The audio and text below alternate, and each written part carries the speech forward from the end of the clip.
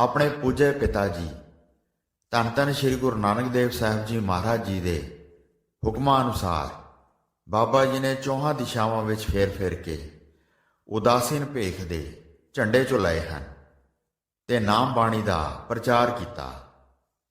ਦੁਨੀਆ ਵਿੱਚ ਸਿੱਖਾਂ ਦੇ ਜਿੰਨੇ ਵੀ ਧਾਰਮਿਕ ਸਥਾਨ ਸਨ ਉਹਨਾਂ ਦੀ ਸੰਭਾਲ ਬਾਬਾ ਸ਼੍ਰੀ ਚੰਦ ਜੀ ਦੇ ਚੇਲਿਆਂ ਨੇ ਹੀ ਕੀਤੀ ਹੈ। ਇੱਕ ਵਾਰ ਬਾਬਾ ਸ਼੍ਰੀ ਚੰਦ ਜੀ ਨੇ ਕਾਬਲ ਸ਼ਹਿਰ ਤੋਂ ਬਾਹਰ ਆਸਣ ਲਾਇਆ ਹੋਇਆ ਸੀ। ਧੂਣਾ ਮੱਘ ਰਿਹਾ ਸੀ। ਬਾਬਾ ਜੀ ਪ੍ਰਭੂ ਸਿਮਰਨ ਵਿੱਚ ਮਗਨ ਬੈਠੇ ਹੋਏ ਸਨ। ਉਸੇ ਹੀ ਸ਼ਹਿਰ ਦੇ ਅੰਦਰ ਇੱਕ ਲਛਮਣ ਦੱਤ ਨਾਮ ਦਾ ਬ੍ਰਾਹਮਣ ਵੀ ਰਹਿੰਦਾ ਸੀ ਜੋ ਸ਼ਿਵ ਜੀ ਦਾ ਉਪਾਸ਼ਕ ਸੀ। ਇੱਥੇ ਦੇ ਬਾਦਸ਼ਾਹ ਬਾਬਰ ਦੇ ਪੁੱਤਰ ਕਾਮਰਾਨ ਦਾ ਰਾਜ ਸੀ।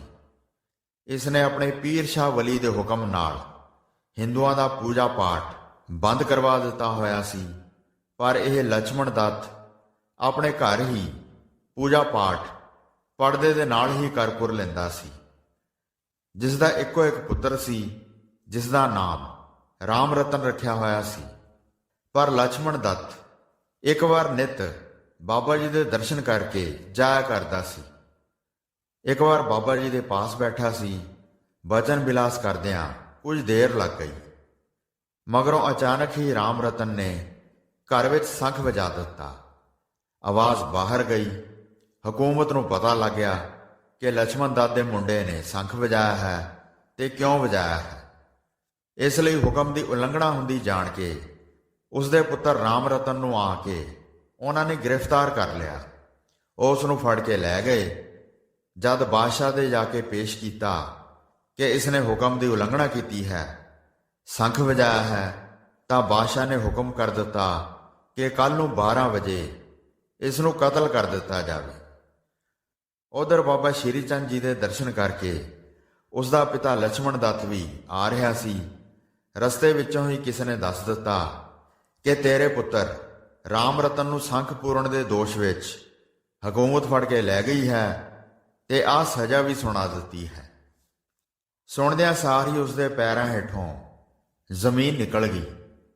ਇਸ ਹਾਲਤ ਵਿੱਚ ਵਿਆਕੁਲ ਹੋ ਗਿਆ ਤੇ ਮੁੜ ਪੁੱਠੇ ਪੈਰੀ ਜਾ ਕੇ ਬਾਬਾ ਜੀ ਦੇ ਕੋਲ ਪਹੁੰਚ ਗਿਆ ਤੇ ਉਸ ਦੀ ਧਾਰ ਨਿਕਲ ਗਈ ਤੇ ਵਿਆਕੁਲ ਹੋ ਕੇ ਬਾਬਾ ਜੀ ਦੇ ਕਦਮਾਂ ਤੇ ਡਿੱਗ ਪਿਆ। ਬਾਬਾ ਜੀ ਨੇ ਪੁੱਛਿਆ ਕਿ ਲਛਮਣ ਦੱਤ ਕੀ ਹੋਇਆ ਹੈ, ਦੱਸ ਖਾਂ। ਰੋਈ ਜਾ ਰਿਹਾ ਹੈ ਤੇ ਹਟਕੋਰੇ ਭਰੀ ਜਾ ਰਿਹਾ ਹੈ, ਤੇਰੇ ਤੋਂ ਦੱਸਿਆ ਵੀ ਨਹੀਂ ਜਾ ਰਿਹਾ। ਫਿਰ ਬਾਬਾ ਸ਼੍ਰੀ ਚੰਦ ਜੀ ਨੇ ਫੜ ਕੇ ਉਤਾਂਹ ਖੜਾ ਕੀਤਾ ਤੇ ਦਿਲਾਸਾ ਦੇ ਕੇ ਪੁੱਛਿਆ ਕਿ ਲਛਮਣ ਦੱਤ ਦੱਸ ਤਾਂ ਸਹੀ ਕੀ ਹੋਇਆ ਹੈ, ਕੁਝ ਸਾਨੂੰ ਵੀ ਪਤਾ ਚੱਲੇ, ਫਿਰ ਅਸੀਂ ਉਸ ਦਾ ਬੰਦੋਬਸਤ ਕਰੀਏ। ਫਿਰ ਹਾਏ ਹਾਏ ਕਰਦਾ ਰੌਲਾ ਪਾਉਣ ਲੱਗ ਗਿਆ। ਬਾਬਾ ਸ਼੍ਰੀ ਚੰਦ ਜੀ ਨੇ ਫਿਰ ਪੁੱਛਿਆ ਕਿ ਲਛਮਣ ਦੱਤ ਇਸ ਤਰ੍ਹਾਂ ਤੇਰੀ ਗੱਲ ਦਾ ਕੁਝ ਪਤਾ ਨਹੀਂ ਚੱਲ ਰਿਹਾ, ਕੁਝ ਤਾਂ ਦੱਸਣਾ ਪਵੇਗਾ, ਹੌਸਲਾ ਕਰਕੇ ਦੱਸ। ਫਿਰ ਲਛਮਣ ਦੱਤ ਨੇ ਰੋਂਦਿਆਂ ਹਟਕੋਰੇ ਭਰਦਿਆਂ ਦੱਸਿਆ, ਜੀ ਘਰ ਵਿੱਚ ਪੁੱਤਰ ਰਾਮ ਰਤਨ ਸ਼ੰਖ ਵਜਾ ਬੈਠਾ, ਹਕੂਮਤ ਫੜ ਕੇ ਲੈ ਗਈ ਤੇ ਬਾਦਸ਼ਾਹ ਨੇ ਕਤਲ ਕਰਨ ਦਾ ਹੁਕਮ ਕਰ ਦਿੱਤਾ ਹੈ। ਕੱਲ 12 ਵਜੇ ਮੇਰੇ ਜੀਵਨ ਸਹਾਰੇ ਪੁੱਤਰ ਨੂੰ ਜਲਾਦਾਂ ਨੇ ਕਤਲ ਕਰ ਦੇਣਾ ਹੈ। ਸੋ ਬਾਬਾ ਜੀ ਕਿਰਪਾ ਕਰੋ, ਮੇਰਾ ਪੁੱਤਰ ਰਾਮ ਰਤਨ ਕਿਸੇ ਪ੍ਰਕਾਰ ਬਚ ਜਾਏ। ਮੈਂ ਮਾਰਿਆ ਗਿਆ। ਇਸ ਤਰ੍ਹਾਂ ਕਰਦੇ ਹੋਏ ਬਾਬਾ ਜੀ ਦੇ ਕਦਮਾਂ ਤੇ ਗਾਸ਼ ਖਾ ਕੇ ਡਿੱਗ ਪਿਆ। ਭਾਈ ਕਮਲੀਆ ਜੀ ਨੇ ਵੀ ਉੱਠ ਕੇ ਪਿਆਰ ਨਾਲ ਦਿਲਾਸਾ ਦੇ ਕੇ ਆਖਿਆ, ਉੱਠ, ਕੁਝ ਨਹੀਂ ਹੁੰਦਾ ਤੇਰੇ ਪੁੱਤਰ ਨੂੰ। ਬਾਬਾ ਜੀ ਸਮਰੱਥ ਹਨ, ਤਕਦੀਰਾਂ ਬਦਲ ਸਕਦੇ ਹਨ, ਮੁਰਦੇ ਜ਼ਿੰਦਾ ਕਰ ਸਕਦੇ ਹਨ। ਉੱਠ, ਕੁਝ ਨਹੀਂ ਹੁੰਦਾ।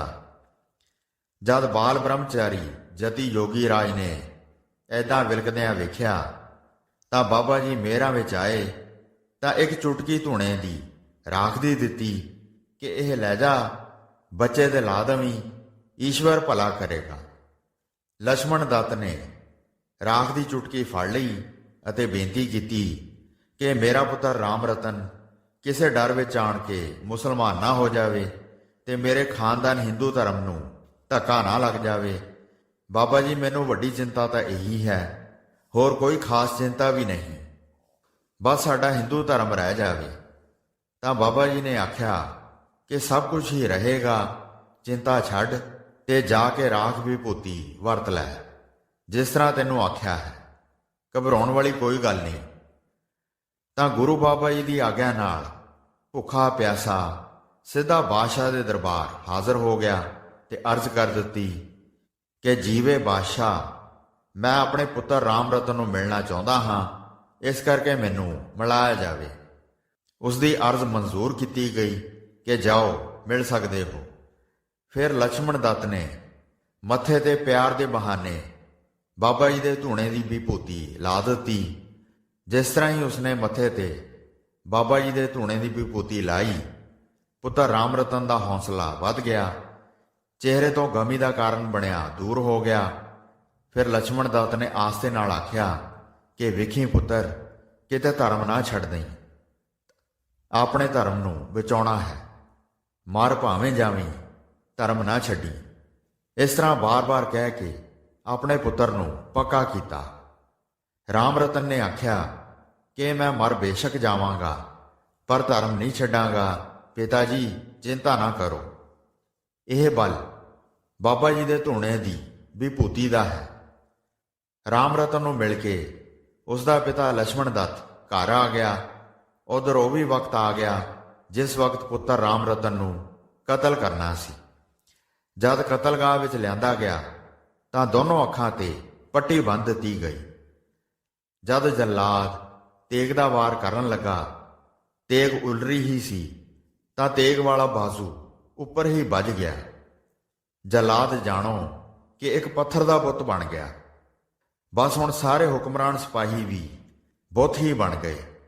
ਜਦ ਇਹ ਸਾਰੇ ਪੱਥਰ ਦੇ ਬੁੱਤ ਬਣ ਗਏ ਤਾਂ ਬਾਦਸ਼ਾਹ ਨੂੰ ਪਤਾ ਲੱਗ ਗਿਆ ਤੇ ਸੁਣ ਕੇ ਹੈਰਾਨ ਹੋ ਕੇ ਉਂਗਲਾਂ ਮੂੰਹ ਵਿੱਚ ਪਾ ਕੇ ਖੜ ਗਿਆ।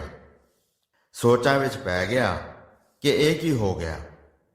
ਦੱਸਣ ਵਾਲੇ ਨੇ ਆਖਿਆ ਕਿ ਹੇ ਰਾਜਨ, ਚੱਲ ਕੇ ਵੇਖੋ ਕਿ ਕੀ ਹੋ ਗਿਆ ਹੈ।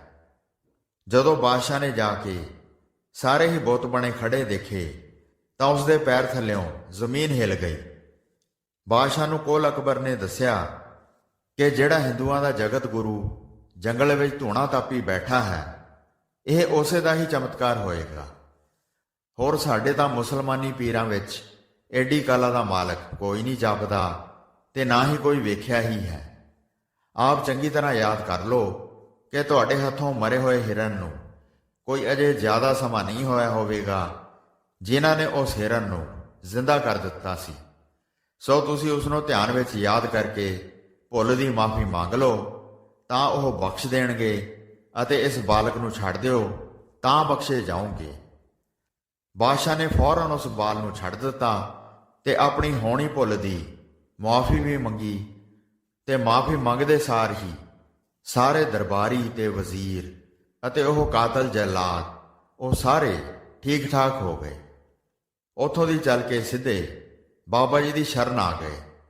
ਸਭਨਾਂ ਨੇ ਆਪਣੇ ਹੱਥ ਕੰਨਾਂ ਨੂੰ ਲਾ ਕੇ ਮੁਆਫੀਆਂ ਮੰਗੀਆਂ।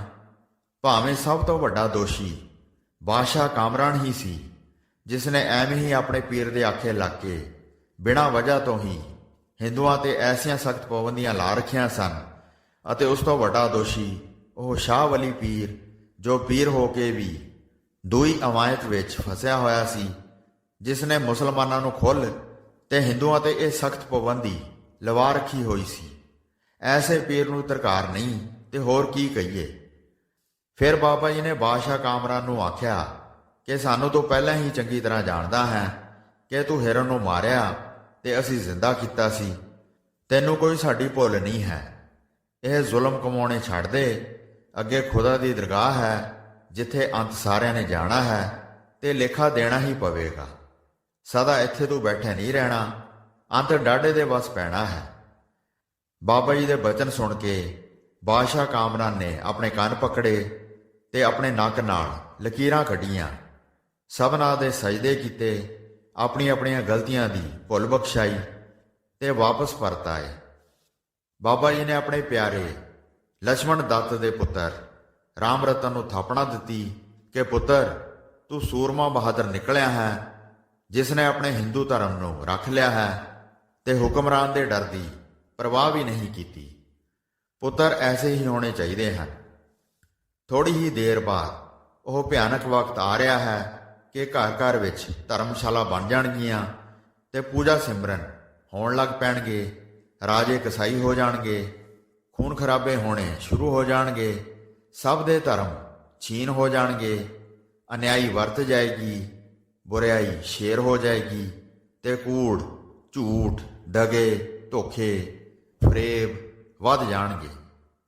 ਭਾਈ ਭਾਈ ਦਾ ਵੈਰੀ ਹੋ ਜਾਏਗਾ, ਮਿੱਤਰ ਮਿੱਤਰ ਦਾ ਵੈਰੀ ਹੋ ਜਾਏਗਾ, ਚੁਗਲੀ ਨਿੰਦਿਆ ਹੋਣ ਲੱਗ ਜਾਏਗੀ, ਹਾਕਮ ਬੇਨਿਆਈ ਕਰਨ ਲੱਗ ਪੈਣਗੇ, ਗਰੀਬ ਮਾੜੇ ਦੀ ਕੋਈ ਬਾਤ ਨਹੀਂ ਪੁੱਛੇਗਾ, ਭਾਣੇ ਉਲਟ ਵਰਤ ਜਾਣਗੇ, ਕਹਿਰਾਂ ਦੀ ਅੱਗ ਭੜਕ ਉੱਠੇਗੀ, ਜਗਿਆਸੂ ਭਗਤ ਪ੍ਰੇਮੀ ਪਾਪ ਦੀ ਖੱਟੀ ਖਾਣਗੇ ਤੇ ਬੁੱਧ ਭ੍ਰਿਸ਼ਟ ਹੋ ਜਾਏਗੀ।